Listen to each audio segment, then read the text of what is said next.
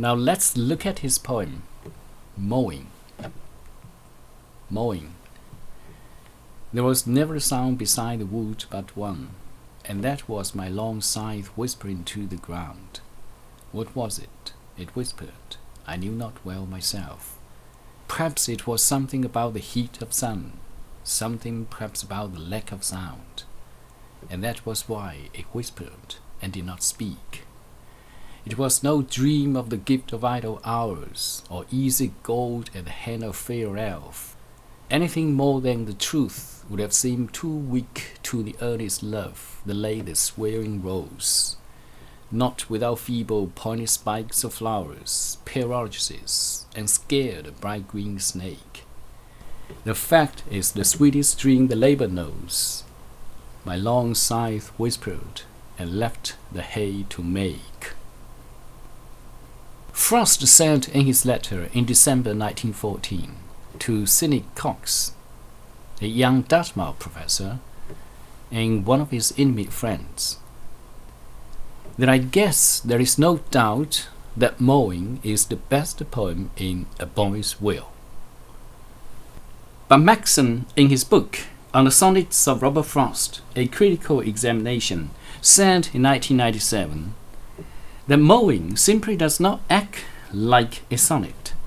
By this I mean that it does not develop an idea, expand on it, twist it around, give an anecdote and then comment on it, sum up or pronounce philosophically in an epigrammatic couplet, or do any of the things we expect of a sonnet. But 2 years later, J. Perrine says in his book, Robert Frost, A Life, that the poem shows Frost in complete mastery of the sonnet form, and free enough to move away from any obvious conventional patterns of rhyming. Now let's look at the poem line by line. There was never a sound beside the wood but one, and that was my long scythe whispering to the ground. The poem opens with the sound of the scythe whispering to the ground, as a farmer does a hard day's work while speculating about the sound his scythe makes beside the wood. What was it? It whispered. The speaker wonders what his scythe whispers, and why it whispers instead of speaking. The first half is a question, and the second half sounds like an answer. It is a rhetorical question in which the second half of the sentence provides an answer to the question of the first half. When we read the sentence aloud, we will naturally have a caesura between the two it's, thus giving us enough time and space to imagine the one sound whispering to the ground. This it not only brings a question into the sonnet, but also introduces an idea. Perhaps it was something about the heat of the sun, something perhaps about the lack of sound. His labor, though sweet as dream and earnest love, is something that he does with great passion, but also is something that he himself does not know well. It was no dream of the gift of idle hours, or easy gold at the hand of fair elf. The speaker knows that it is not the dream of the gift of idle hours, and that the golden hay he mows is not caused by a fairy or elf. Anything more than the truth would have seemed too weak to the earnest love that laid the swearing rose. A scansion of line 9 here may show that the poet uses two anapaests to substitute in succession two I ams in the third and fourth feet in this line. Anything more than the truth would have seemed too weak. Thus distinguishing this line with two extra syllables in an iambic pentameter line of a conventional sonnet. This metrical substitution highlights the speaker's love of truth by breaking the metrical expectation of the reader.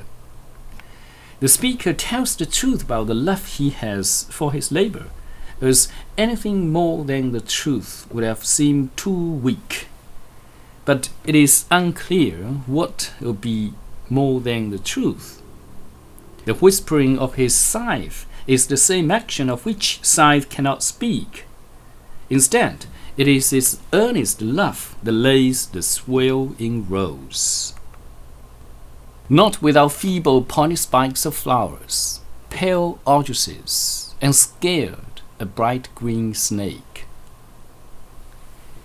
Though the whispering of his earnest love may scare the snake, it is his earnest love that lays the land, that spares some feeble pointed spikes of flowers.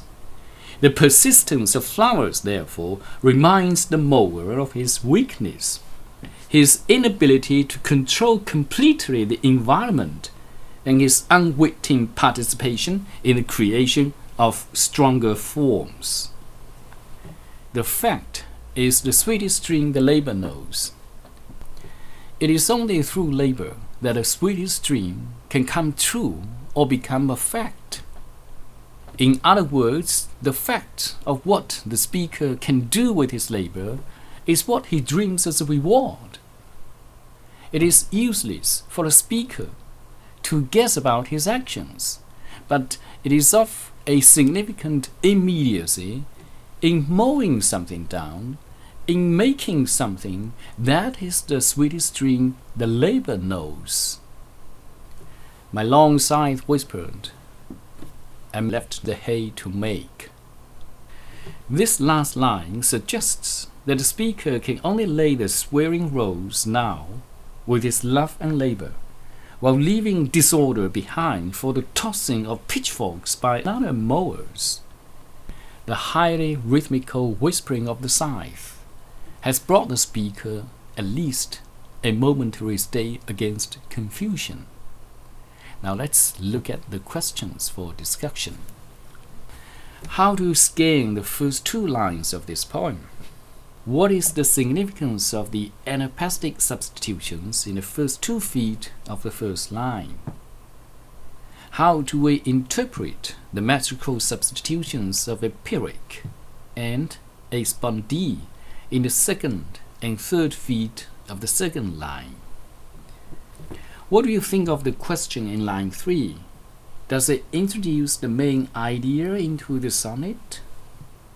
How do you analyze it grammatically? The first half is a question, and the second half sounds like an answer. Is it a rhetorical question? How do we read it aloud? What does the it refer to? Why did it whisper and did not speak? What is the significance of Frost's use of the anything at the beginning of line 9 in this poem? How do you scan it?